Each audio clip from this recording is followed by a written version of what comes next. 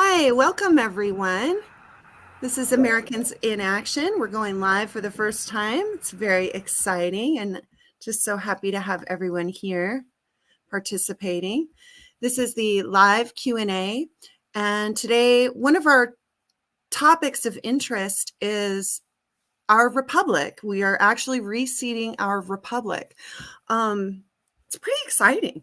The Constitution has been dormant and dusty, but it is not dead. So thank goodness for that. And we've got a lot of brave souls coming forth that are doing something about this, and so that we will have our legitimate republic reinstated and restored, which is so beautiful.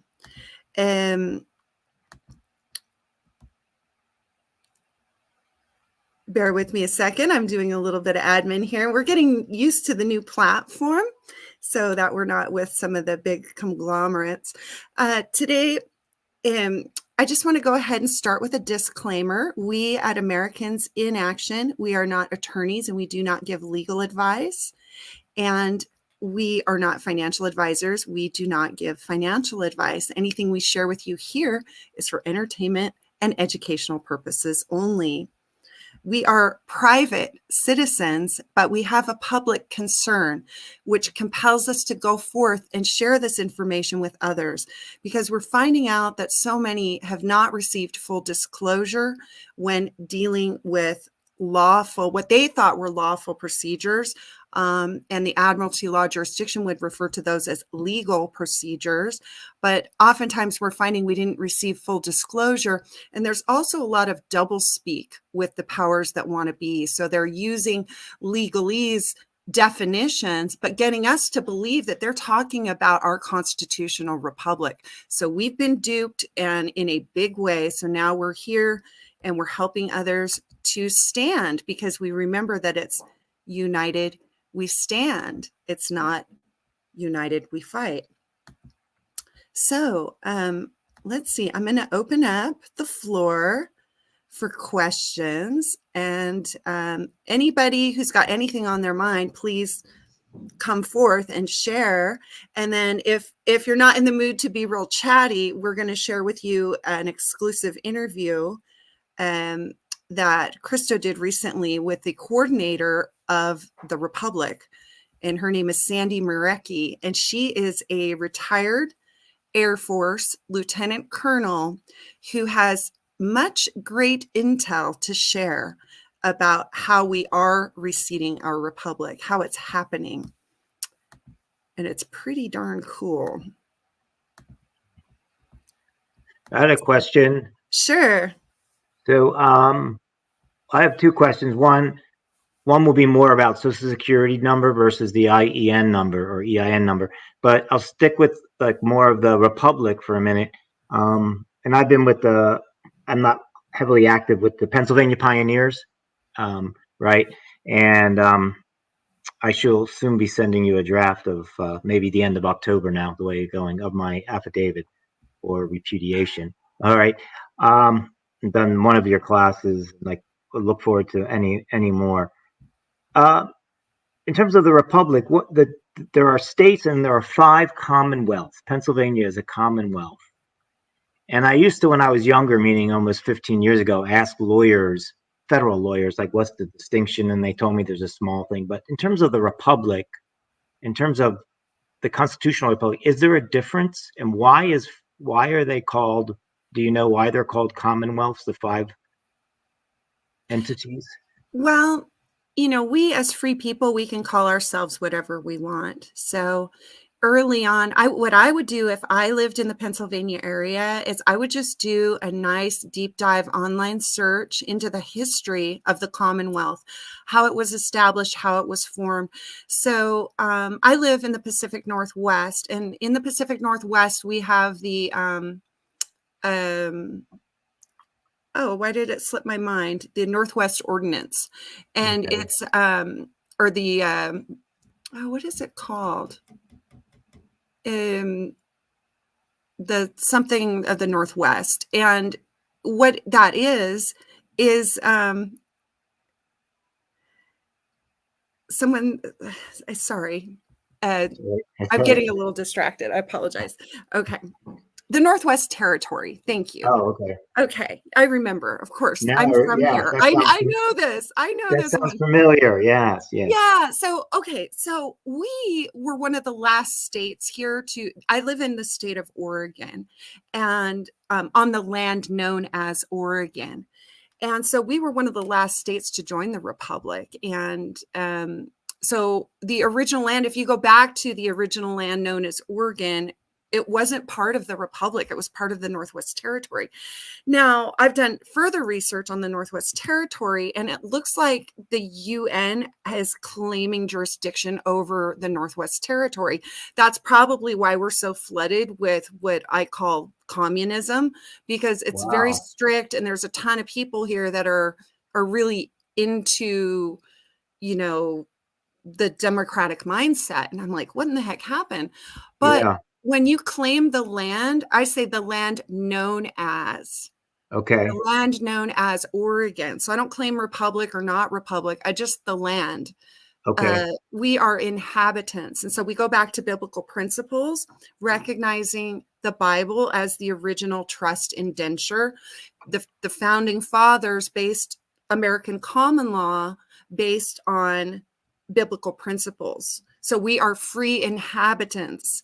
We're not residents. We're not domiciled, et cetera, and so forth. So as a free inhabitant, I inhabit the land known as Oregon. So for you, you can choose what language you want to use. And if you do some research and you find out that the Commonwealth maybe isn't what it appears to be, you might want to steer away from that terminology. Or if it feels like it's really, gelling with who you are and what you're standing for, then you can be creative with your language, and I do hope that helps. But if it was indeed part of the republic in the beginning, you could say the land known as Pennsylvania for the republic, I and see. that should Yeah, that's that should very work. helpful. Oh, Yeah, that's good, very thank you. helpful. Yeah. Good. Our licenses say Commonwealth of Pennsylvania, you know. They don't say state of Pennsylvania as well. Um, Right. Okay. okay, so that had to kind of cover parts of how you were going to go into the Republic more.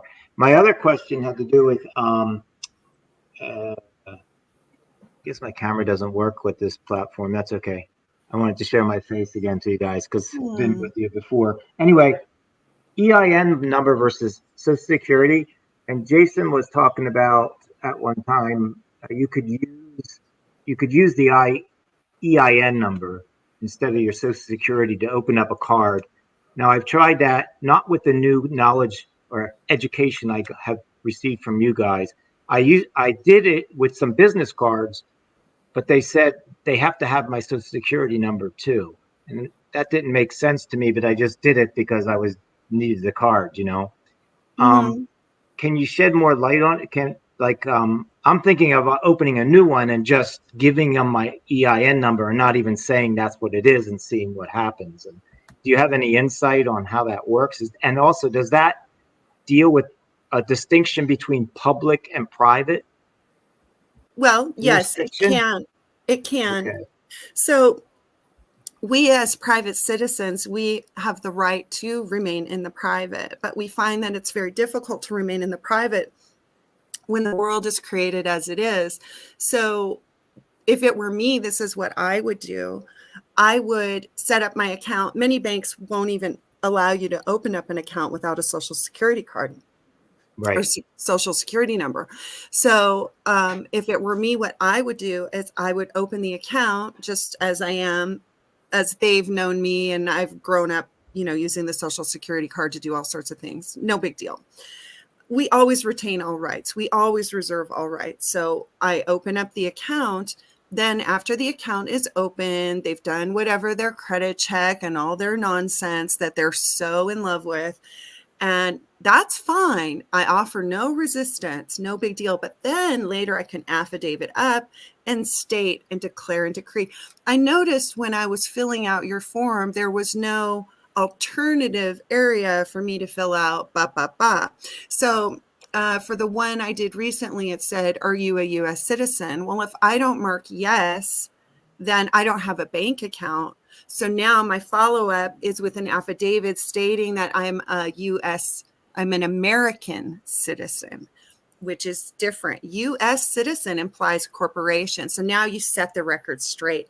You can just send your notice, let it be known that I am, a private citizen. And from there, you can set up your private trust account. The only reason that they have it set up the way they do, in the world today, or in America today, let's get very specific. In America today, there's all this talk like, oh, we should be afraid of the social credit scoring system. You cannot fear that which you're already in. Oh, be afraid of communism. We're already under communism with the admiralty law jurisdiction if we're in agreement of it. What we're doing by correcting our status and entering into the private sector is we're pressing the issue. We're saying, oh, I know that the collective is under this agreement that we're a democracy, but with all due respect, I declare and decree. It's like you have to press the issue and let them know, hey, this is not the case. This is. So that's why we're educating people as we go. I know a lot of people don't want to be educated. They feel like we're talking down to them, but we're not. I mean, no disrespect. Listen, I learned a few things, and here's what I learned. Da, da, da, da, da. And what happens is you end up teaching the bankers what's going on. Excuse me one moment. Pardon.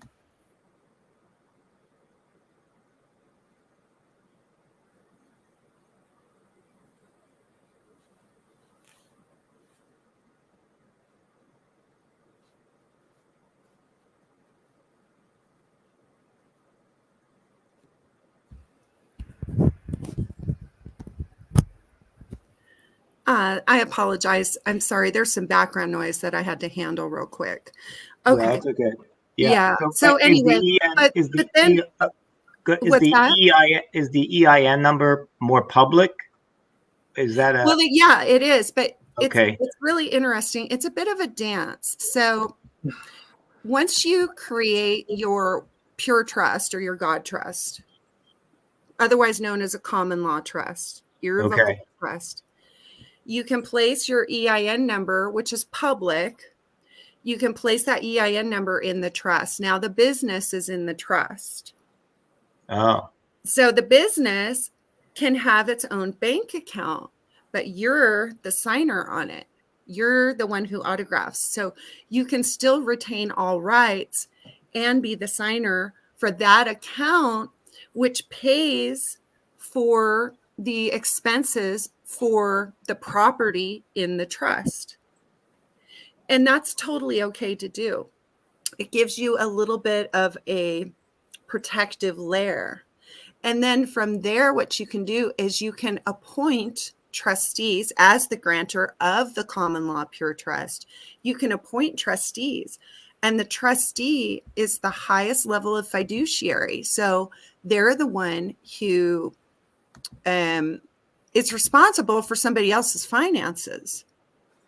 That's the definition of a fiduciary. Like, there's no higher level of responsibility, right? Right. And so when you appoint those trustees, now they're the signers on the account, that which creates control. So you create the account, you appoint trustees who are the signers for the account, and then you can step aside. Now that account is functioning and you have a wall of protection. So now it doesn't go to you, it goes to, the signers, the trustees.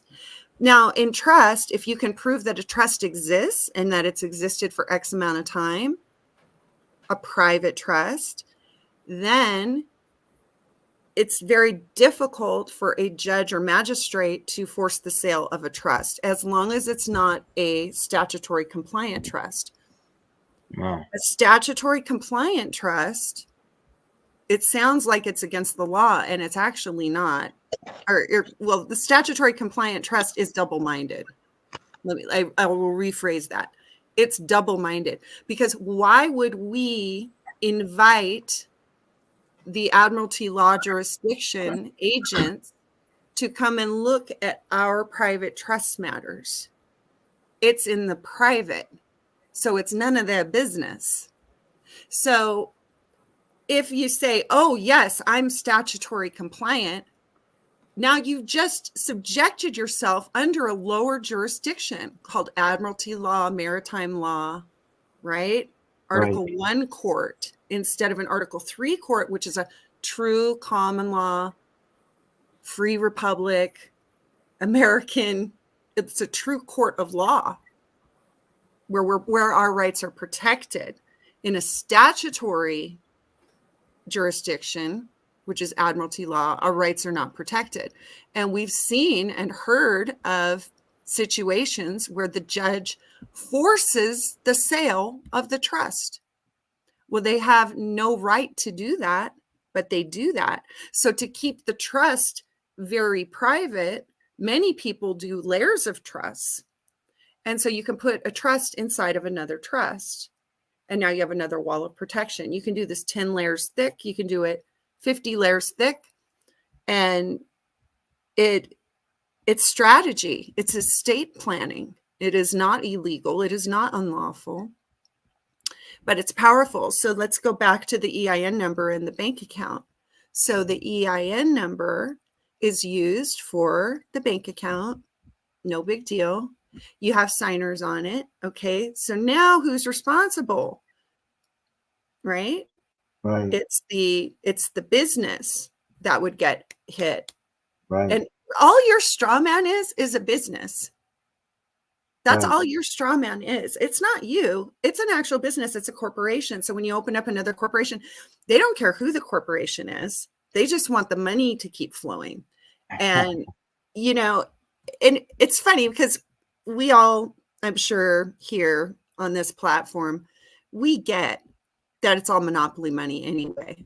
It's not backed by the gold standard, right? It's just paper money. Right. But we also recognize that it does have value because when we use it, we can receive things like food, clothing, shelter, and things that we need and want. So it's important because we're all in that collective agreement that this is legit. But it's just such a dance while we unravel this whole mess. It's like, really, we're all fighting over monopoly money. It's a huge game. And so by entering more and more into the private sector through your step-by-step processes that you create for yourself, your roadmap into the private sector, then you can be your property, which is your body, your land. You can actually have true land ownership in the private sector through a Lloydial title and land patent. So you're just protecting your assets. And they're not assets. They're your valuables. That's one of their words. Their legalese is asset. What's that? I see. No, I said, thank you. That's what I'm moving towards slowly. Meaning I want to get educated. I don't know if this is, can you hear me okay? Yeah, it's cutting out. I apologize. It's cutting out. I'm going to go ahead. I'm going to mute, and then I'm going to move on to another. Hold on just a moment. Sorry, it's a little bumpy today. We're learning a new platform. Please bear with me.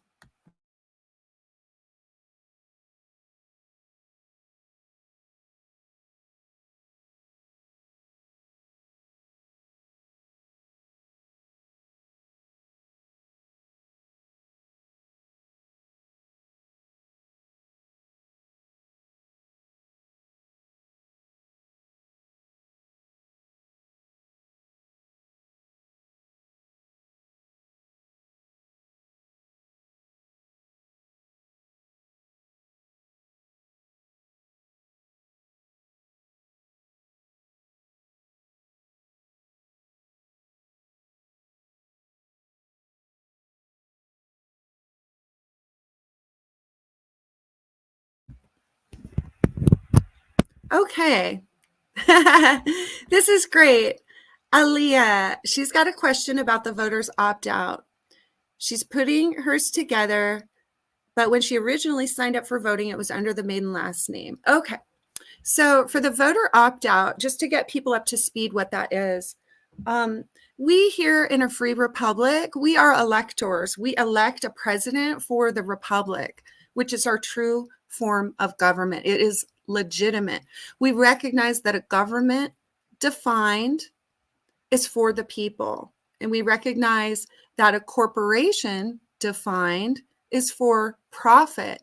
So when we opt out and we do the voter opt out, we're letting the powers that want to be know that we know who we are. And so we don't vote for a president for a corporation. If you vote in the public sector, and their public means something different than our public. Like, it is so confusing, but I can break it down for you, the whole public versus private thing. But I'll do that in a moment. But when you're in the public sector, just know that you're operating in commerce. And if you vote, you're voting for the CEO of a company that doesn't have our best interest at heart. So US Inc. is different than America, the Republic. So Aaliyah now is wanting to opt out of the voter registration because she recognizes that when she registers to vote, she's giving away something. When you register anything, you're giving it away. So what is she giving away when she registers? She's giving away her electoral vote, and she's opting in as a voter. And in their system, this is my very strong opinion, our vote doesn't count. And here's why. If you look at the Dominion voting machines, they have dominion over the all caps name. So they can flip those votes out to be whatever they want. And then remember, it goes back to the Electoral College. This is how Al Gore had the popular vote. And then I think it was Bush Jr. who got in. And because Bush Jr., I believe, had the electoral vote. So it gets very confusing because they're still in the, how do I explain this? In the corporation, the Corporate Admiralty Law US Inc. Corporation, they've tried to get us to believe that we're still operating under the Republic. So they'll use terms like electoral college. How legitimate that electoral college is, I am not certain. Because if they're getting paid for by the corporation known as US Inc. or its subsidiary corporations like White House Office Inc. and so on, there's a conflict of interest. You cannot serve two masters. You're either for profit or you're for the people. Like, it's that simple. But when you opt out of the voter registration, you're also alerting the local powers that want to be, like your local courts, that you cannot be tried in their admiralty law jurisdiction. And there's a woman, a friend of ours in Florida, who was standing in the admiralty law jurisdiction courtroom, so the foreign court, and she was being accused of trespassing on her own property, that she had proper land patent and a lloydial title. As she was standing, the judge says to her, okay, we're going to break for lunch. And when I come back, we're going to have a jury trial. And the woman who, our friend, she says, no, we can't have a jury trial. And the judge says, oh, well, yes, we are. And she says, no, you can't. And she's like, well, why do you think that we can't have a jury trial? And she answered, because I opted out of the voter registration. And the judge was like, well, la-di-da, we're going to do it anyway. And the reason she didn't want to have a jury trial is because a jury trial is, again, that Article I court. It's not a true Republican form of government. In the United States of America, we have a trial by jury. That's a jury of our peers. In their jury trial, the judge appoints the jurors. You see, so there's a huge difference there. So she said, no, I don't want a jury trial. She said, I'll agree to a trial by jury, but not a jury trial. So the judge, they go for lunch, and then they come back. The judge says, okay, so we're going to, they just started moving on with whatever was going on, whatever the subject was. And So Anne says, uh, where's the jury trial? I thought you said you were insisting we were going to have a jury trial. Where's the jury trial? And the judge said, oh, well, I looked it up and you're not a registered voter, so we're not having it. So, I mean, there's so many reasons to opt out. And as we're building our free republic, it's good to have it on the record, on their record. It's okay if you let them know. Say, hey, you know, I'm opting out. I'm not interested. Thanks, but no thanks. We have the right to opt out. And there's a maxim of equity, and it is this: equity will not aid a volunteer.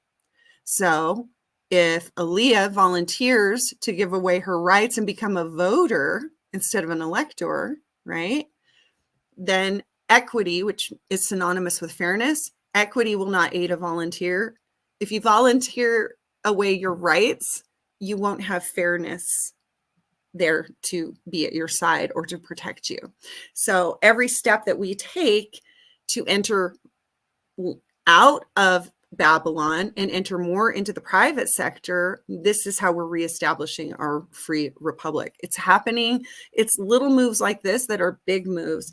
And then if you want to have some fun, if you can look up on Duns and Bradstreet, capital DUNS and Bradstreet. And Duns and Bradstreet is the list of all the corporations that are registered in the USA. And if you look up White House Office Inc., it used to be right on the first page, and it said that the CEO is the Biden. But now they've buried it. He's 2 or 3 pages deep. But if you go in there, you'll find out he's actually listed as the president. So he's president of a corporation called White House Office Inc. And we've been just believing that he's the president of something. Well, probably not the viewers here, but most of the people. I'm going to add Christo. Christo's the founder of Americans in Action, and he's coming in to join. Hi, Christo. Welcome. Hello. Hello. Everything good? Oh, yeah, everything's going great. It was just addressing, Aaliyah was talking about opting out of the voter because she knows the wisdom of opting out of the voter registration, which is great. And she's wondering how to do it because her maiden name was used, not her married name. So you can just write an affidavit. And what you want to do is you write whatever name you go by now, that's at the top of the page. That's your letterhead. So I am Aaliyah of the House of Patrick, and I hereby declare and decree I'm opting out of the voter registration.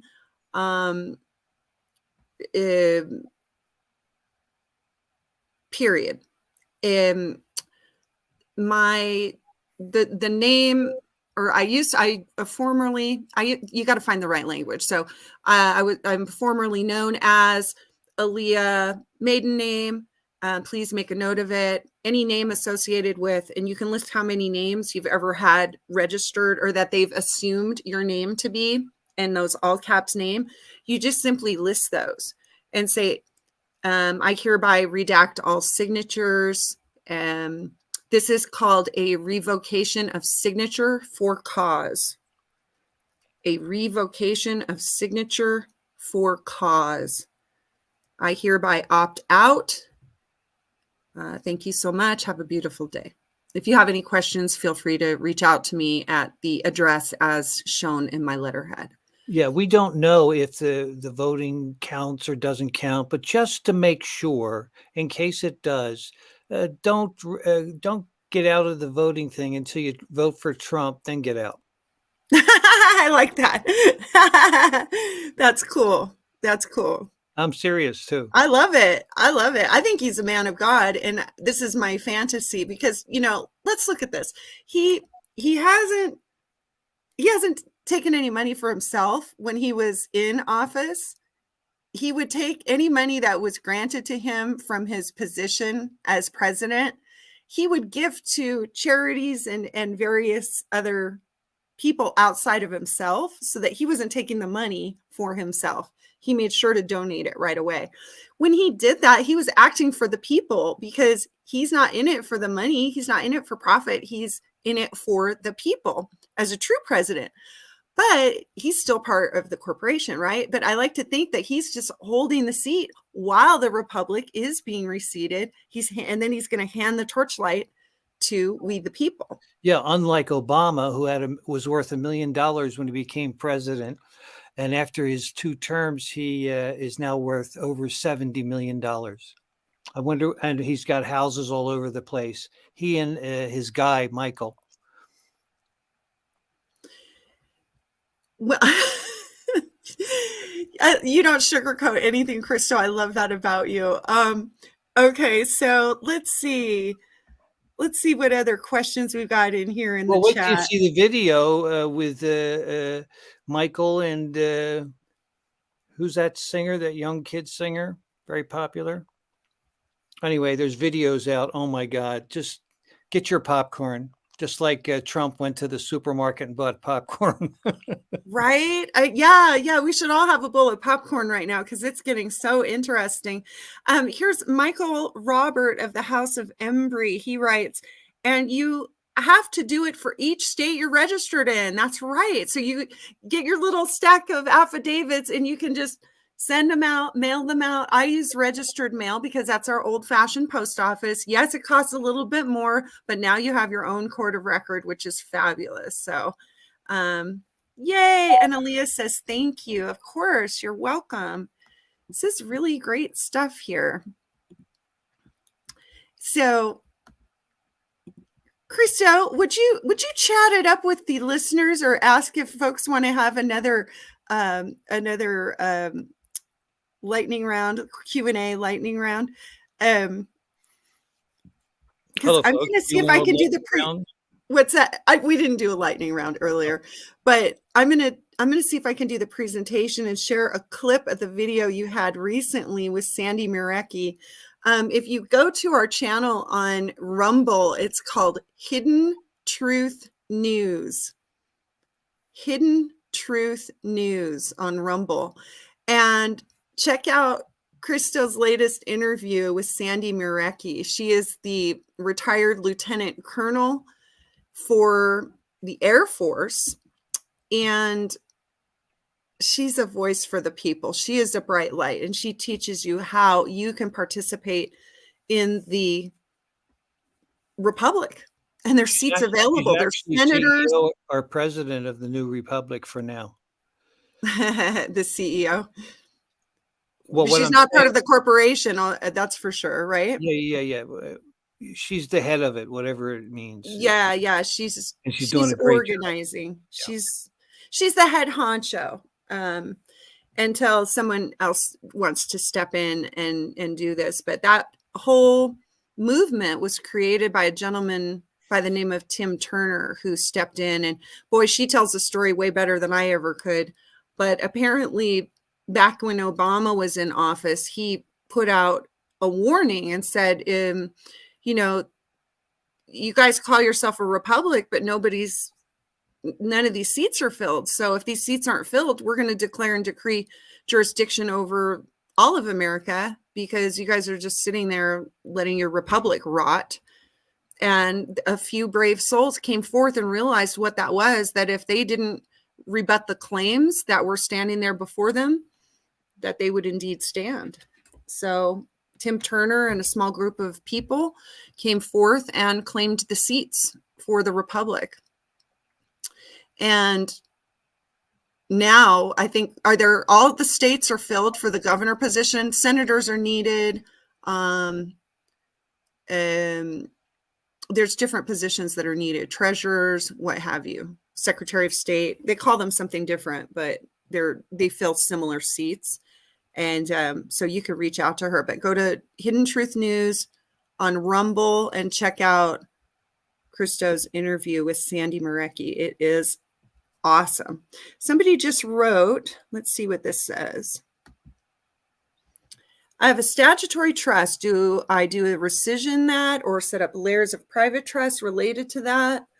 I'd have to look at the trust before I could give any counsel on that, but I had one years ago that was a statutory compliant trust. And what I did is I created an addendum and just was able to update and say, here's some language you can use.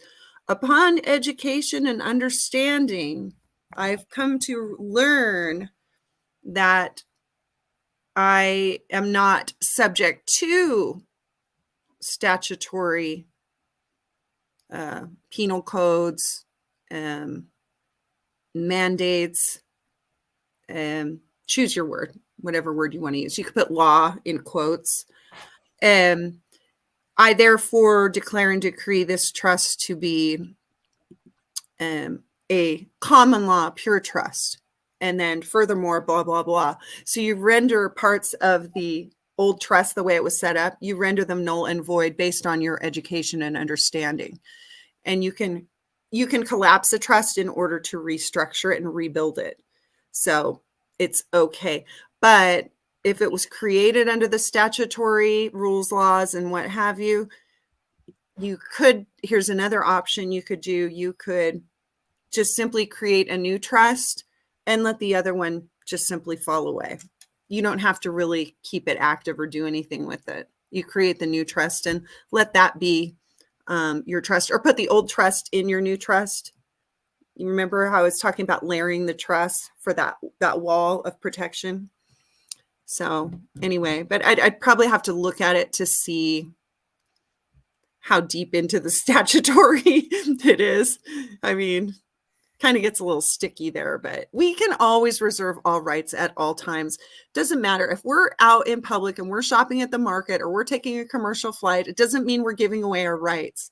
God's granted us dominion over the land, the air, and the water. That's all three jurisdictions. So we have the right to shop at the market. We have the right to live and have a bank account and not get harassed and not be coerced into things. Oh, Cohen, he put the link. Thank you, Cohen. Awesome. Creating balance. Yeah, indeed. Thank you. Thank you so much. Yeah, that's what we're doing here. We're creating balance in our lives so we can live in peace. Now, I mentioned earlier I was going to go over the difference between the way the corporation views the public sector and the way public was defined for our constitutional republic. Our constitutional republic, American common law, the word public defined means we the people. Who are people? People are living, breathing men and women. We are spirit-filled and we are divine. We are created by the Most High God, or creator of all. Okay? So that's really what public is supposed to mean. But if you walk into a corporate foreign court, an Article I court, a corporate court, and they refer to the word public, they are referring to public law. So we think that they're talking constitutional language, but they are speaking a foreign language called legalese. So if we say, is this on a court of record? And the judge answers yes, we've just subjected ourselves under their jurisdiction, a public record. So what happens, their public law, they pay a corporation called Unidroit, UNIDROIT. They pay a corporation called Unidroit for the use of the term public law. And they pay them about $250,000 or $350,000 a year. And this is no joke. This is real. And so we think, oh, it's on a court of public record. It's not we the people public. It's their private corporation record, not ours. It in no way, shape, or form is designed to protect us. It's like a casino in Vegas. All odds are for the house, right? In favor of the house. All odds are against us. And that leads me to please, if we ever find ourselves in an admiralty law court, I recommend, if it were me, I would not plead. Pleading is whether you're guilty or not guilty, you're guilty. The court will esteem you to be guilty. In an American common law court, you are assumed innocent until proven guilty. Very different structure. Very different structure. Very difficult to assert an Article 3 common law court because the judges have been known to railroad the people, free people. They don't recognize you the second you cross the bar. The second you walk over the bar and you enter that court, they've deemed jurisdiction over you. You are surrounded by pirates and your ship is sinking. That's why you have to get bailed out, because all that water's in your ship. They refer to our bodies as a ship, a shipping vessel, and they've named the ship, and that's that all caps name that we're trying to, really get away from using that, because it's actually called a nom de guerre. Nom de guerre, and pardon my accent, my French accent is probably horrible, but a nom de guerre is a name of war. And we as private citizens, we don't engage in war. We don't want controversy. We're non-combatants. We are neutral. So therefore, it's united we stand and not united we fight. So everything about the Republic is not about the fight for your rights. That's not how we're doing it. We are piecing our way to peace. We're standing our way to peace. And that way we will have peace. Be now that which you want to see in the world. I am peaceful. So I'm here to help. I'm here to share. Question: based on the Articles of Confederation, how can we as Canadian participants in the Republic, how can we have a seat? Oh, I love that you asked this, Michelle. That is so great. You have to create it. Because I was praying about this recently. I said, God, what about Canadians? You can use everything that the re-inhabit or reinstore our republic, this movement is doing. You can adopt the same principles and create it there, but you're going to need a few brave souls to be the first to step in and say, I declare and decree. What do you have? A Charter of Rights? I declare and decree. The Charter of Rights has been dusty and dormant, but it's not dead. We are reseating our republic, and you just simply do it under God's command. I think that's the only way that Tim Turner would have had the gonads to step forth and do what he's doing. And now many people are following suit.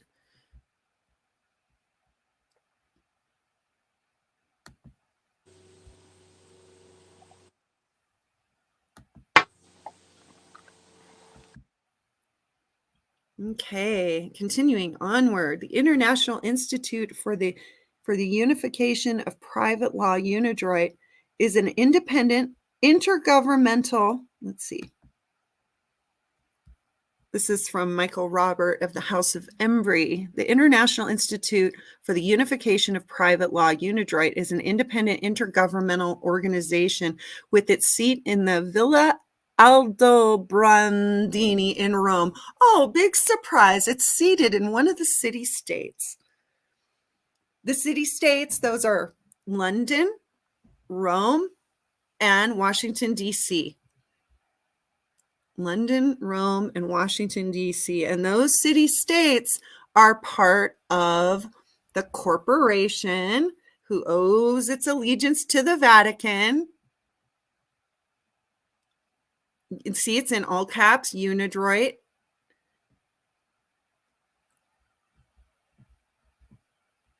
Let's see. Here's another question.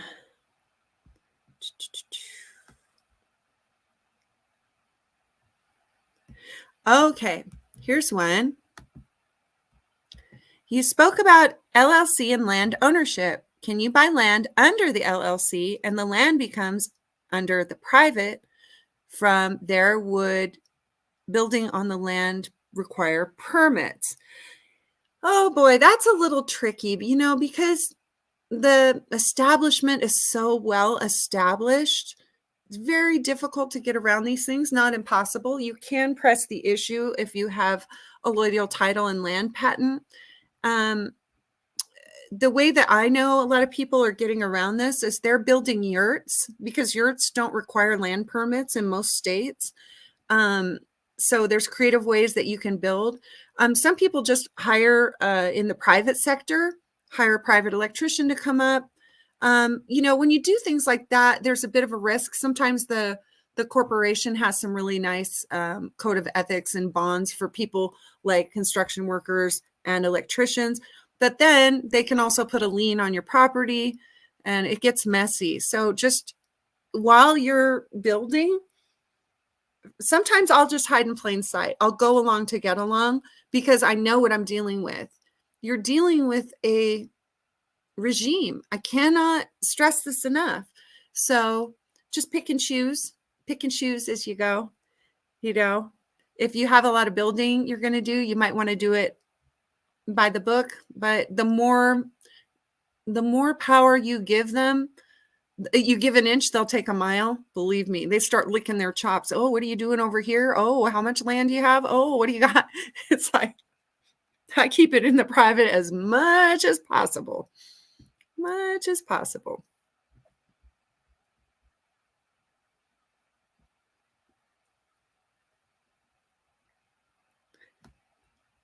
Oh, yeah, we're saying the link didn't post.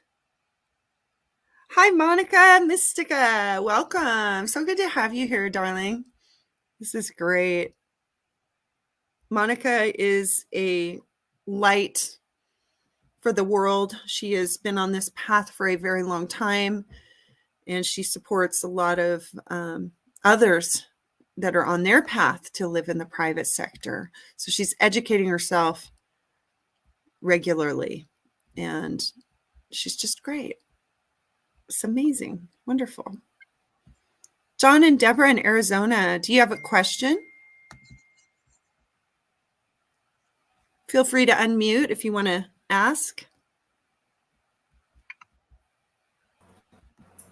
No questions at this time, but thank you. Of course. We've got a long way to go. So we're in silent observation and learning. Thank you. No worries. Thank you for being here. Just a note on that. When you first see repudiation, what you need to do, it's a very simple process. And I know it can be overwhelming with all the laws, all the nefarious laws that the foreign state has put out there. But just realize that just do one thing at a time, and it becomes very, very easy. And just a note on the repudiation. It's just a three section process for it to be. It's an affidavit, really. And in the beginning, you want to announce all the fraud and all the crazy that you have uncovered that has taken place over the last 150 years, ever since Lincoln was president. He's the guy that brought in the bar attorneys. He's the guy that bankrupted our country. And he did a few good things too, but he must have really pissed off the bankers because somebody shot him, right? So in any event, just realize that when you look at the whole thing, it's overwhelming. So just take one thing at a time and master that one thing at a time. And you'll be amazed. In a matter of a month, you'll be like, you'll have it under your belt, 10 things, 15 things, and you're starting to build your arsenal of knowledge and wisdom that you have so you can stand. And of course, the most important part with this is the difference between defending and standing. As Ananda was saying, if you defend yourself in any situation, you already made yourself guilty. Standing is a whole other thing. When you defend yourself, you usually contract with a stranger called a bar attorney, and giving your power away, your vote away. And when you stand, it's on you. You are the one. You're the one that needs to know true law.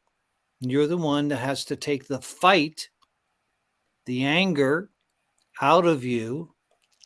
And of course, the only way to handle emotions like anger or any emotion is to become one with it. Have it be your friend. Oh, I don't like anger. Oh, I don't like betrayal after trust. Oh, I don't like that. Yeah.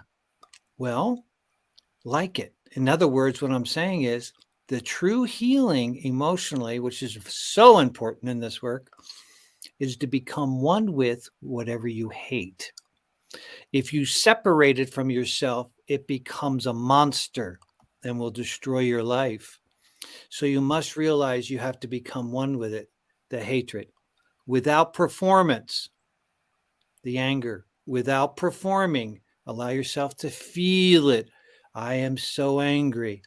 When you become one with it, the light you are, because you're in the image of your creator, the light you are, the love you are, melts it away. And what takes its place is a higher awareness, a higher consciousness, a higher love. So you open your heart even more and more and more, and you will change and you'll see the world differently. But if you do anything with any of these documents and you're angry and performing the anger, it's going to come back to you. The anger is going to come back to you and you will not be successful. I haven't seen anybody really angry performing it. Now, it's totally cool that anger comes up. But like I said, feel it to fruition where it melts away. And now you're at one with your creator, which is love. Now your documents are going to have power, the power of love. And like I was saying earlier, too, that you want to approach the court, yet you are not an enemy of the court. You're a friend of the court. And you have to look at it that way. Now, the court, it's a corporation. You know, we know all this. Everything the court is doing, they're not doing anything wrong. In their corporation, of course, it's set up to be against the people. So you have to go with that attitude that you're going to be there. Hi, I am a friend of the court, and I don't hang out with anybody that isn't. And just presenting myself, I'm standing here, and this is based on the Constitution or based on this law or whatever. This is how I stand and what I stand for. And so we notice over the years, the people that get it and handle their angers and hatreds and perform it in love are successful. We just had one gal just a couple days ago. She was so angry and she was losing in court. The judge went crazy trying to railroad her and everything else. She had another session set up and Ananda was giving her guidance and saying, you got to get that anger out of there. It's going to sabotage you, and feel it all the way. Well, she got it. And she said, oh my God, it's like a new world. Oh my God, I see things so differently. Oh my God, I can't wait to go to court. She went to court and she said that she was a friend of the court. The judge was saying and doing things on her behalf to make her win. Now you tell me, you got chills on that? Because that's the truth.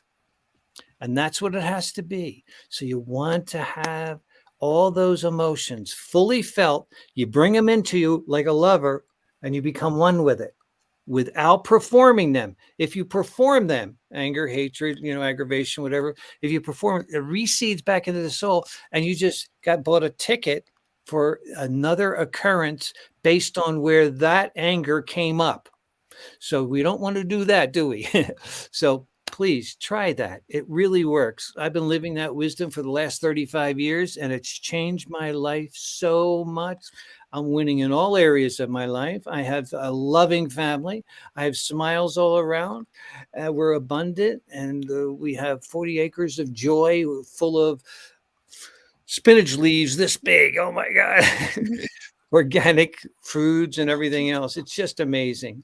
And so anyway, that's my 2 cents. And I hope for you, everyone that has some sort of occurrence there, that you get that and that you win. Okay. I love you. So be it. So be it. So be it. That's so powerful. It's that emotion, when Krista's talking about becoming one with that which you hate, he's talking about the emotional aspect of it. And it's so powerful. And then the woman that I worked with recently, and she experienced that. She said that she and the judge even had a few moments. And they glanced at each other and they had a knowing. And where the first time she went in, it did not go well at all. They stick the bailiff on her. Now she didn't go to jail, but she had to walk out of the courtroom humiliated in handcuffs.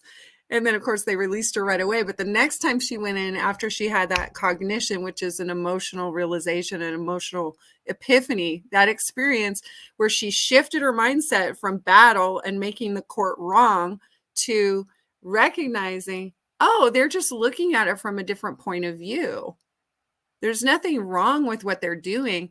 They're just opting in to play the game with really what we would deem to be really crappy rules. And then they change the rules as they go. But she wasn't mad anymore because she was able to oversee the matter. She was able to stand. And then, of course, it went very well for her. And she got everything that she wanted, except for maybe a small little, like it wasn't anything against her. It was a landlord tenant situation, and she's the landlord. And anyway, the tenants are moving out, and hooray, good riddance, goodbye. So a few things. I love that Michelle wrote on this topic. Love friend of the court, get out of jail card, same experience. Yahoo! This stuff, it's powerful, but it's subtle energies. So you don't want to just think that you got it, because you might surprise yourself when you realize you don't, because we don't realize how much fight we still have in us as we're coming out of Babylon. Because that's the first thing when you wake the sleeping bear, the first thing that happens is you get angry because you've been lied to, and you have every right to be angry. You just don't want to act out on it. So we come as friends of the court, and we really mean it. We're friendly, we're neutral, non-combatants. And that has served us very well, and served people that we give counsel to. It served them very well. Here's another question. I bought a car from a private seller who gave me a signed title, but do I have to transfer the title and get a certificate of title from the state in order to claim ownership under Constitution?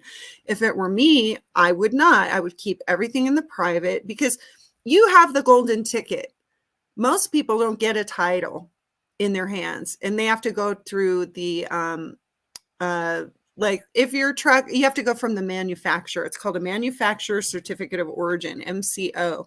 So if you actually have that title in hand, what I would do is I would affidavit up and say, I am claiming superior title.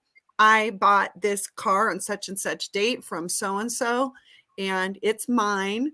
And then you claim ownership, and then get that notarized, your official affidavit. You can have two witnesses. Two witnesses is kingdom of heaven. So you get your two witnesses, sign that affidavit, then get that notarized. Now you can put it on record at your county recorder's office that I own this car outright. And now if anyone were to challenge you later on, you could say, oh, well, I have it on record. And so blah, blah, blah. But furthermore, a recent car that I own outright, I went down to the DMV and I let them know that this car is in trust. And they said, oh, well, what's the trust? And we need to prove that there's a trust. So I presented the abstract of trust, which is like the first page table of contents, to let them know, yes, there is a trust. Yes, this car is in trust. So if that car ever gets pulled over, it's registered, but not given away, but it's on their corporate record for the DMV that it's in trust. So my theory behind this is that if it does get pulled over, then they won't have the authority to be able to impound it, because you've got it notated in their records. And I learned this through my own experience when managing a rental car. So it gave me a clue when the officer said, well, I can't do anything with this, it's in trust. I went, ding, ding, ding, ding. I'm doing that with my car that I own outright. So far, so good. And these are just some ideas I throw out there. We're finding our way as we go. So something might work for me, might not work for someone else. That's why you want to be really self-responsible in your choices. And conditional acceptance also works. Yes, I agree on condition, and you demonstrate conditional acceptance. Oh, okay. Yeah. Hopping around on comments here. This is from Michelle. Conditional acceptance also works. So going back to being in the courtroom, you can say, well, I'll agree to your offer to contract based on, if you give me legitimate gold-backed currency, I'll agree to your terms. If you agree to be an Article 3 common law court, I'll agree to your terms based on a trial by jury rather than a jury trial. See, so you can negotiate by accepting their terms. That's a friend of the court. That we call that lawful Aikido. Aikido is the only nonviolent martial arts that I know of, and it takes the energy of the other and it redirects it. So there's not combat. There's no resistance there. You're saying yes, and so you're saying that conditional acceptance is, yes, I'll agree to your terms if you can provide me with your affidavit of truth based in fact, law, and evidence that states the contrary to blah, blah, blah. There's a daddy, just for the note, there's a daddy of martial arts other than that's nonviolent, other than Aikido. That's Absuchi. Absuchi. Nice. I like it. Oh, Christina, welcome. Christina from Pennsylvania Pioneers is here. Beautiful woman, beautiful pioneer for the Can you light. address there's a question about the real ID. I don't know if you see that, which I'm nervous about in terms of controlling anger. With the real ID, they want to implement in May 2025, meaning the government, a digital ID will be needed for everything. Does that make us a federal employee? And how would we get out of that? Christo, you're muted, hun. I got to unmute you. Just one moment. Thank you. You said control your anger. That's not it. Oh, thank you for distinguishing that. Thank you. You don't want to control it. Right. Yeah. Sorry. Feel it. Yes. It's just still there. You have to become one with it. 100%. Merging. That's how you get to fruition. When you do that, the thinking mind shuts off and you enter into the kingdom of heaven. Any emotion at all. Working with people emotionally on this thing and changing a few, they choose to change their consciousness and they win. It's so funny because in feelings, there's not one feeling that exists on planet Earth that is painful. And every time I say that, people go, what are you talking about? I lost my this and that. I'm full of pain. Nope. No, there's not one emotion that's painful. You know what produces pain? Resistance. A no, N-O, to that feeling. So you keep it separate from yourself. And in this work, it's called separation is pain. You want to bring it in and become one with it. Just like a lover. If you're separate from your lover, you guys are in pain, emotional pain. You talk it out, do whatever you do, forgive each other, you come back, you're one again, love is there. Same concept. Go ahead. Thanks, Ananda. Yeah. No, I love that. It's imperative. It's actually the basis of the work that we do at Americans in Action. It has more to do with our emotional well-being and spiritual well-being than the paperwork. The paperwork is secondary. The paperwork's important, but it's not the basis of the work. And if you miss these key points, you might not be successful. I mean, this is the reason why we feel we are successful, is because of the spiritual work and the evolutionary healing through feeling and being very reverent as we're doing the steps. Yes, it's called staying in honor. That's right. Standing in honor, what prayerful. You're talking about right here is this is the most important part of this work for sure. Mm-hmm. This is essential of being successful, really, in anything you do.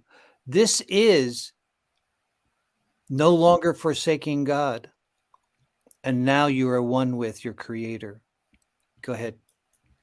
Yeah, this is the definition of standing. When people say, well, what is standing? Standing is you're standing in your knowing. We are standing in our knowing when we are one with our creator God. No one can knock you off your center when you know, you know, you know. It's deep. It's an inner knowing.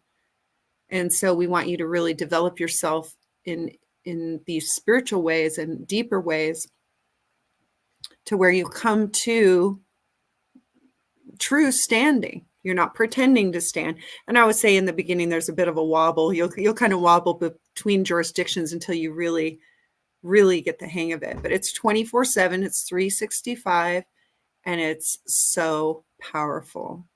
The question about the real ID and the 2025 is one of the reasons which compelled me to get my limited diplomatic immunity passport.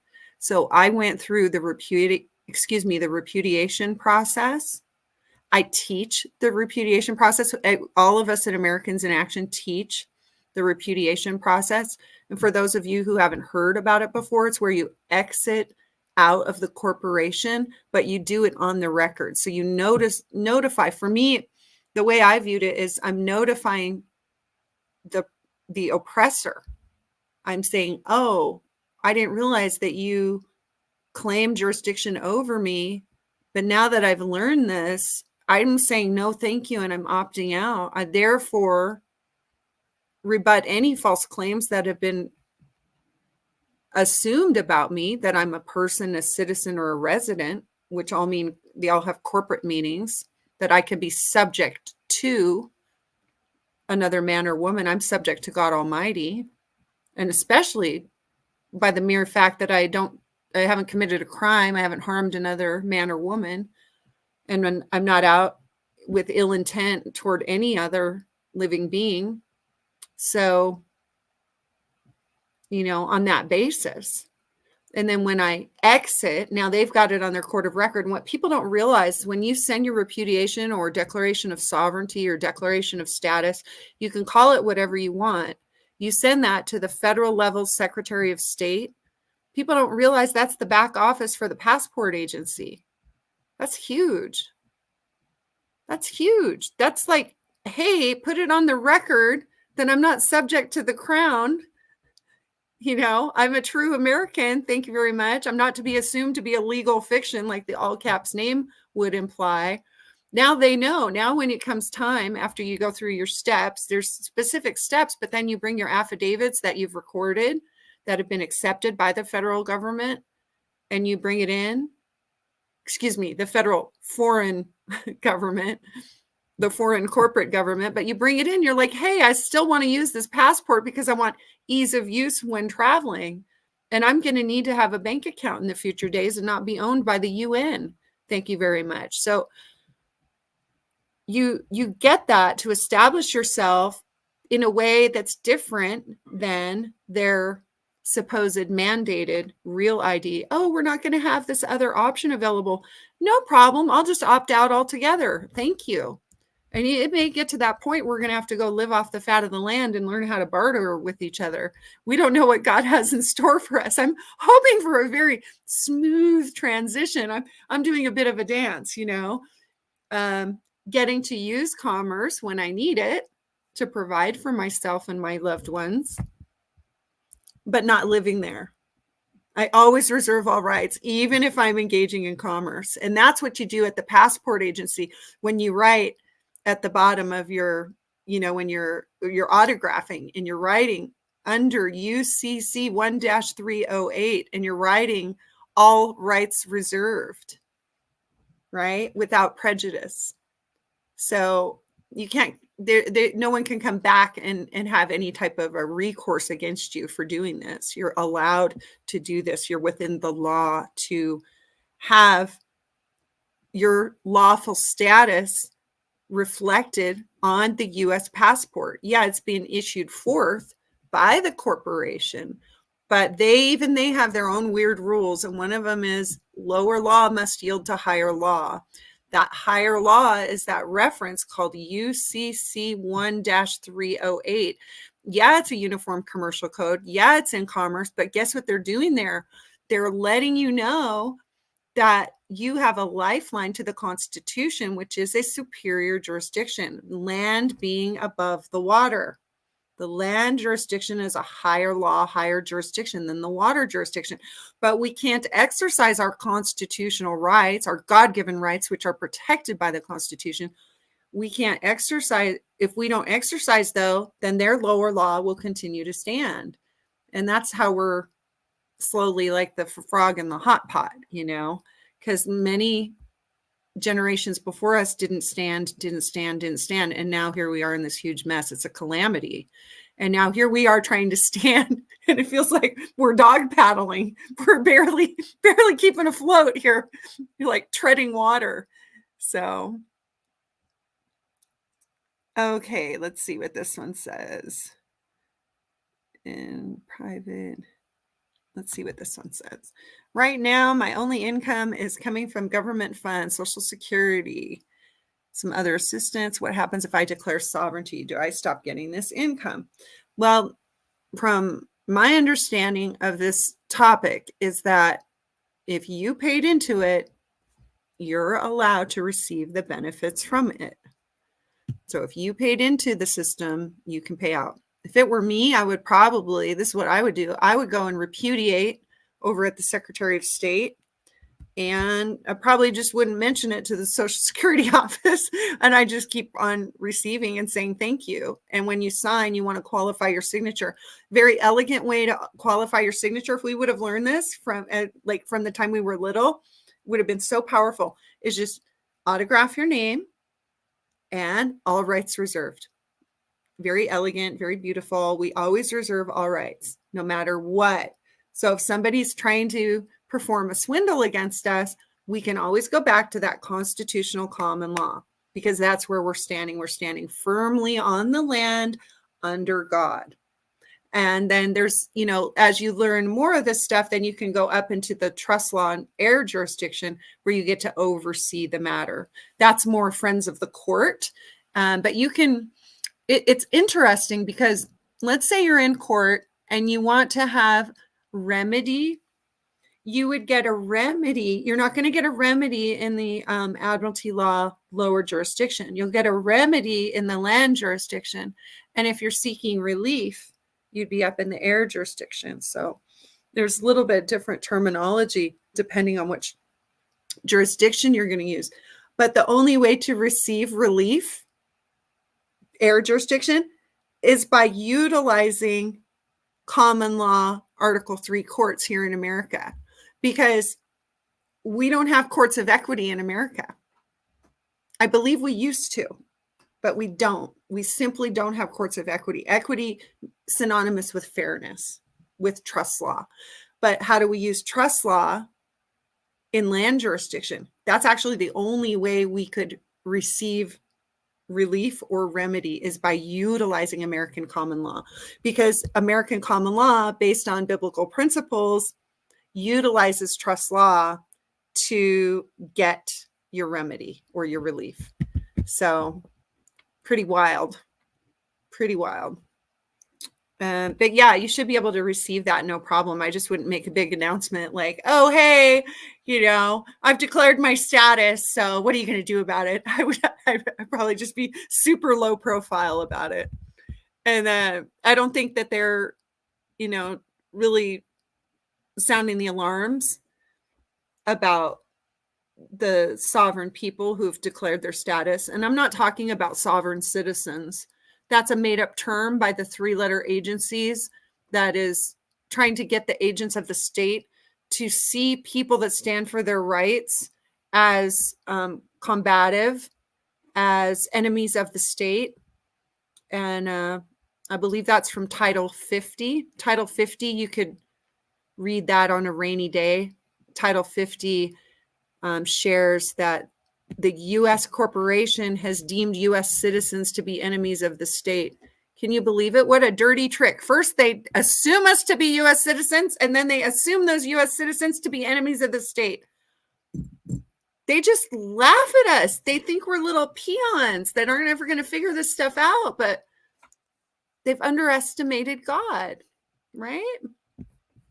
The power of love, and all of us working together, because each one of us has a piece of the puzzle, and we're learning this together. And the more we share these stories and information, the more tools we have in our tool belt to be able to stand and stand again, because it's a little bit of repetitive motion here. We have to keep on standing, and we have to be resilient to the best of our ability if we're going to do this. If we're going to piece our way to peace, we keep on standing, and then we stand again. If we jump ship, then we're SOL.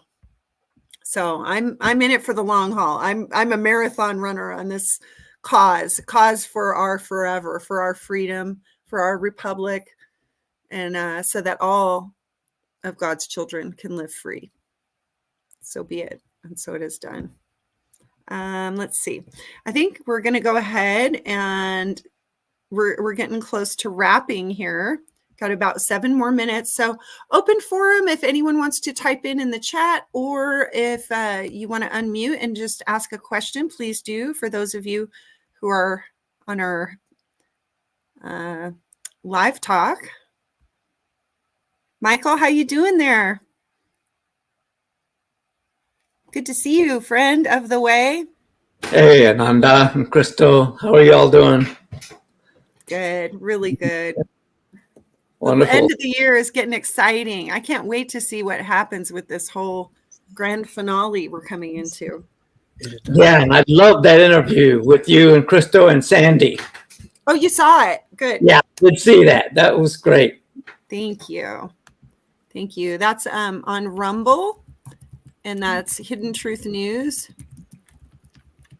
And a lot of information. And she's terrific. I'm glad you saw it. Yeah. She's great. She's so articulate. I love the way she makes everything so simple. She's a great teacher. So I think everyone here today on the call, you're going to really enjoy that interview. It's unique. It's unique, but it shares a lot of great wisdom. I had, she was a former host for a Northern California event, and she said, "Oh, Ananda, I went back and I watched it again, but the second time I took notes." I was like, yeah, good job. Good job. So you might want to bring your notepads to watch that, because it's chock full of information. She gives recommended reading. She'll list a website where you can go to, I think it's called, and I'm going off of memory. I don't have it fully memorized. Christina, you might know the website. It's reinhabittherepublic.com or .org. Reinhabiting the Republic, something like that. If you do a search engine look-see, you should be able to find it. And it's got tons of information. It's got history, recommended reading, and how you can get involved, how you can actually fill one of the seats for the Republic. And here's the cool thing, because in the Republic, it's bottoms up government, meaning the local level has the most power. So your local assembly, and really all an assembly is a group of people that assembles. So if there's an assembly in your area, but you're not really jiving with the way they're doing things, there was one assembly that was being formed that I got invited to, but I didn't get a good feeling from this assembly, because it seemed like my way or the highway. It felt like a dictatorship had come over it. And I'm like, we're Americans, we're wild horses. We're trying to get away from that style of organization, right? So I said very gently, thank you, but no thank you. But I mean, I'd be open to a different assembly where the free people get together and have some honorable discussions. That sounds amazing. In Pennsylvania, they've got an amazing assembly, which they actually created before learning about the Reinhabit the Republic. And they were already established because they just went back to basics. They went back to what the founding fathers had intended for our country, that we would have. We have one of our the creators of that, Christina, with us today. Mm-hmm. If you want to reach out to her, yeah, they're called Pennsylvania Pioneers, and they're powerful. And there's another one in Asheville, North Carolina. Very powerful groups of people that are reseating the Republic in all positions. So, and it's going to be great because it's a small government. It's not this like huge, crazy collective dictatorship. Okay, Michelle says that she didn't repudiate because she wants to leverage her person status. Michelle, you got to realize this. You don't lose anything when you repudiate, you gain. See, if you don't repudiate, you're a ward of the state and you're a citizen. You are in slavery. If you repudiate, now you are living in the private, but you can pop over to the person. You can pop over to Babylon anytime you want, and then back again to the private. So you gain jurisdiction. You don't lose anything. So if you want to be beneficiary for all caps name, beneficiary for everything and anything, I highly recommend you begin to live in the private. Because if you remain in the under that umbrella of the foreign corporation, then you are in prison. It's as simple as that. No big deal. So that's what I recommend to you. Anyway. I love it. I love it. Yeah, the more things that you have on the record that show that you mean it, the better off you'll be, as far as I can tell. The UN recognizes neutral standing. Let me say that again. The UN recognizes neutral standing. So if you've heard some of those rumors going around, like, oh, we have to beware because the UN is doing these private meetings that concern us. Yes, that's true. And yes, we can affidavit up to declare and decree we are a free republic and we don't agree with their attempting takeover. And so the more of us that write to them and say, no, we do not consent. We're a republic, go pound sand. And they're pretty respectful. It's like there's that rule, that code of ethics that they cannot mess with true sovereigns. They cannot mess with true children of God. And they're not like the lower agents that don't know this stuff. They're more elegant is what I've seen. They're not like rude or anything like that. I think the lower agents are the ones that they get a little bombastic or a lot bombastic, trigger happy and all that. So let's see. Yeah, please email us. If you do want to get in touch with the Pennsylvania Pioneers, email us at americansinaction@protonmail.com and we'll put you in touch with the Pennsylvania Pioneers. Also, even if you're not in the state of Pennsylvania and you just want to learn what they're doing, because they're just a group of beautiful people that have actually formed a legitimate assembly. And so you can learn some things from them and they can show you what they did that worked and it continues Christina, to work. In the chat room, put up your email address for the folks so that they can contact you directly. Okay. Oh yeah, that'd be great. And then you can also email us at americansinaction@protonmail.com and we're happy to put you in touch with the Pennsylvania Pioneers. Yay. Well, I wish everyone the most beautiful day ever. And we're so glad that you were with us on our first live. We're going to be doing more lives in the coming days. And to our free republic and peace on earth for all living beings. Before we leave, can I give a thing in regards to feeling your feelings? It is an art form. We haven't been doing it. We're not taught that when we grow up. And I wrote a book about it. So the book is Spirit Awareness book. And you can find that on Spirit Awareness. Where is it? There it is. SpiritAwarenessFoundation.com. Awareness Foundation. And if anybody has a block that they can't seem to open up to allow a certain emotion because you have so much judgment on it, give me a call or write me. I'll help you out because it's a wonderful thing to open that channel to be able to allow any energy at all and not let it throw you off your path, off your love. It's pretty amazing. Thank you so much. Nanda, good job today. Hey, you too. All right. I think we got through the learning curve. So thanks for everyone's patience today. And we love you all so very much. So God bless America and our free republic. And onward march. Ciao for now. Thank you. Thank you. Love you all. Thank you, Ananda. You did a great job. Thank you. Appreciate you guys. Thank you so much. Who are you? Who's talking? This is Deborah in Arizona. Hi, Deborah. Thank you. Thank you so much. you. Thank you, Margie. Thank you, GB. Thank you, Angela. Thank Thanks, you, Leah. Aaliyah. Thank you, Freedom. Thank you, Michelle. Thank you, Michael. Thank you, Christina. Y'all. Ciao, ciao.